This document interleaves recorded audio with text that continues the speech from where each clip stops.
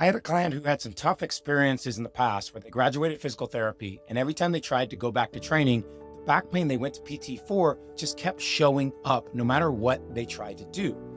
After a long discussion and going through a bit of an assessment, we discovered a few things they were doing wrong and three strategies we were able to come up with to allow them to train pain-free and not have to find themselves reverting back to that need for physical therapy.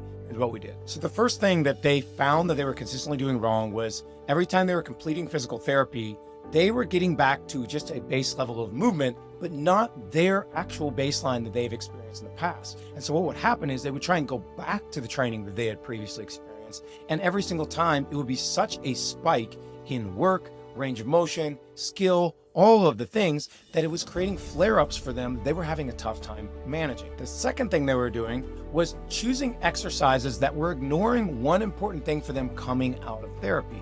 The smoke alarm that goes off on our body when we have had a long time facing pain for a certain body part and having to figure out how to turn off that smoke alarm when we go back to movements that aren't even creating physical damage, which is a little bit easier said than done. And it led to these three strategies that we put in place right from the get-go to make big time progress. So the first thing that we did was talk about what pain is and what pain isn't, specific to their scenario and the injury they were coming out of, which was a herniated disc in their back.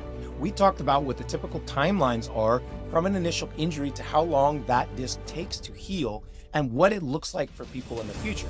Because often we're led to believe that if I get one disc herniation, I now am gonna have back pain for the rest of my life and there's nothing I can do about it. But much like any injury, it heals. So we talked about how pain shows up for us in the body, from how it shows up mentally to how it shows up physically to the different perceptions it gives us when it comes to revisiting movements that either we felt like caused pain in the past or give us hesitance right now. And so by having that discussion, we were able to talk about what felt safe and what didn't when it comes to movement, and then approach it from that standpoint and build up confidence moving forward. The second thing that we did was find out what they have access to right now, movement-wise. Every time in the past that they tried to go back to movement, they jumped right back into big range of motion movements, big load movements, or tons of volume on the week. And as a result, they were operating at ranges they didn't yet have control of and skills they hadn't built back.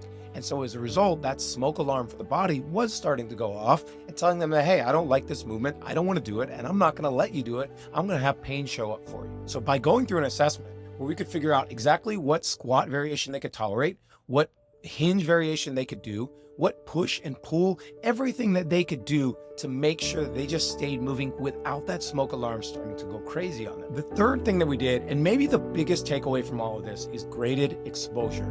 The beautiful thing about picking the minimum amount of movement that your body can tolerate and building up from there is you can do it with almost any movement. You could decide to pick everything up with a rounded back and be okay. You could pick everything up with an extended back and be okay.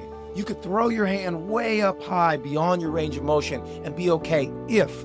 So we need to find out how many sets they could tolerate, how many reps they could tolerate, on what level of total work could they put in on the week and not have a flare up and stay right under it and move forward. So by going through this approach with this individual, we were able to just guarantee continued progress week to week without a massive flare up to set them back 4 or 5 weeks. That is typical when people come out of therapy.